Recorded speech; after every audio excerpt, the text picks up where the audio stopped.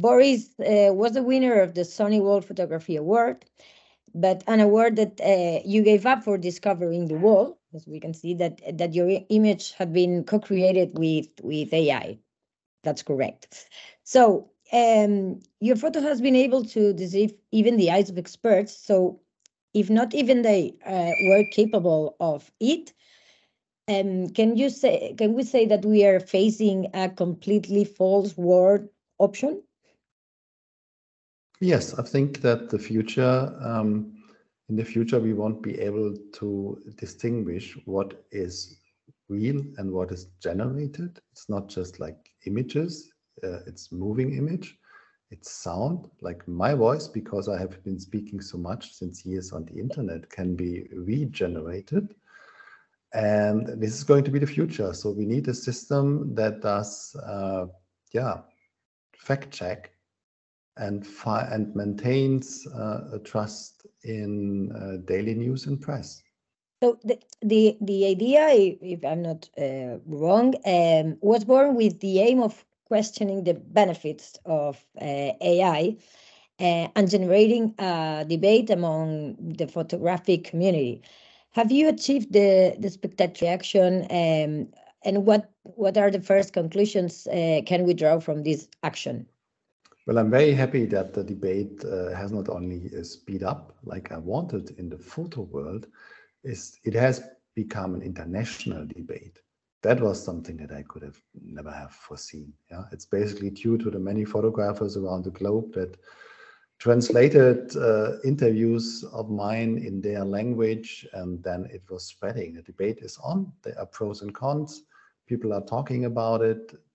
I think that's it. Yeah, it's very complex to find a solution between the relationship of photography and AI-generated images. I started to call them promptography to show that it's a different way of production. In photography, I still have a lens-based technology, camera. There's something in front of the lens.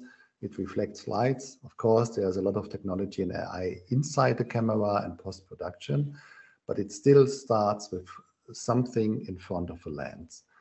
And in promptography, you need nothing. You work with your knowledge, you work with language, that's it. And the promptograph can be anything. Yeah? It can look like photography, it can look like drawing, like painting, soon like moving image, or objects that we can print out, or music. Okay, and then if we use the word promptography, I said it properly, to define the photographs taken with AI, will we be blameless for cheating, or with that term, does it stop being a hoax? I don't think we will be able to differ by the end of the year. Yeah, and the development I have seen from last summer until now is so fast. Yeah, I'm so surprised. And people ask me for predictions. I can only say we are going to be surprised. I'm going to be surprised. What else will be possible by the end of the year? And the image that now people are talking about is vintage. Yeah, if you talk about like AI time, it was produced early September. That's 7 months. So many things have been happening since. Yeah, today I could create such an image with less flaws. Everybody's talking about hands, but I take in account it's September, early September 22. Okay, so you have provoked this necessary debate among your colleagues that we hope will take us out of the position of the majority of humans, of, as you said, to be looking at the big wolf without reacting. Yes, for me, too many in the photography world had been kind of frozen in shock. It didn't know what to do. In the German scene, I was very active in the last months. I helped a couple of photo associations to come up with a position paper. And I think that is what everybody should be working on. Yeah, having an idea of what's possible today.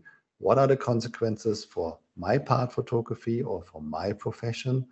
And then connect with others to find the things we have in common, and really to try to see if what we need to do, what our homework is, what we can do to have to have some influence in the development. Of course, we can't stop it. Yeah, it's going to continue. It's a huge technical revolution, like the digital revolution was, yeah, or like electricity and steam engines. But we need to communicate. Yeah, if you don't know what to do, just wait. Technology is so fast advancing. Yeah. And another word that for us is very important, no? It's reflection. Any creative process is associated with reflection, because we are wondering what happens with intellectual property, with earning a life. Well, you have many problems around copyright that are not solved yet. You have many problems about training material that are not solved yet. Yeah, I want this to be solved. Yeah, I support this. On the other hand, you have users all around the globe that can't be controlled, that have so many different ways of using images from others in the process of generating images. Like half of Midjourney has been structured to do exactly this. And what I try to explain to my participants in the workshop is that AI is not something that can replace you. Yeah. I have 30 years of experience in photography, in creating art. All that knowledge I can use, yeah, to work with AI generators differently. Yeah, I can create a very complex prompt, having all these images, having all this knowledge. I can create a visual formula that can be repeated, a new visual formula. And it goes down to each single person and their experience in a certain field that they know they can use it. They can use it to also work on their portfolio, on their service. Yes, AI is going to destroy many jobs, yeah, and will have a big impact on the creative industry. But on the other hand, it also will create new jobs. And there is nothing I can change about it. Yeah, We hope so. This is the progress in technology that we had in our history as humans always. Yeah. But do you think that the ability of the AI is unlimited? How should set those limits? The own morality and ethics of the beings that build it, or law, or what? I think ethics would be nice in any kind of economy, but we all live in capitalistic countries, yeah, where the ethics just go that far. Yeah. Until things cannot be proved. If you do something wrong, you don't want to get caught. But this is what everybody does. Yeah, I'm just seeing it realistically. Yeah, I would wish for an ethical economy. It doesn't exist. So of course, like all the tools we had in the past, it's going to be used for good and bad. There's a Chinese saying about a knife. Yeah, you can use it for cooking, you can use it for killing. The problem we have now is that we don't know, for the first time in developing technology, if it can get a life on its own. Yeah, if that knife is not just lying on a table, but can actually have legs and a brain and start walking. Yeah, I don't know. I'm missing that technological background. Some people say this is going to happen. It can, it cannot. I know, but then how can we create system that guarantees, at least, as I am journalist, okay, the journalism will consume is real, and at the same time does not put press freedom at risk? Well, a suggestion of the German press journalists, and I help them in informing their knowledge in their position paper, is that for news, we need to have a fact check, yeah, that you can say this image is authentic, or this image has been manipulated and this image is generated. And ideally, press is only using authentic images. But I also had many conversations with picture editors, and they tell me that their work is getting more and more intense, just checking it. There is not enough staff, there is not enough technology. And if we leave as democratic countries our press alone, yeah, then the democracy is going to be flooded with disinformation. It will happen anyhow, but we don't have a secured basis of facts that we can trust, that we can talk about as a democracy. So the problem we face is, how can we co-finance that system that can say this image has been checked, it is authentic, because the press, the newspapers, they can't. Yeah, they have been struggling for years. So citizens or the state need to come up with a system. The challenge here is, how can that system be constructed so the freedom of press is not in danger? Yeah, I think these are the things we need to talk about. And we also need to talk about the situation of photojournalists that for years had been underpaid and need to have second jobs, yeah, to pay the rent. Right. And those second jobs in photography are going to be destroyed by AI.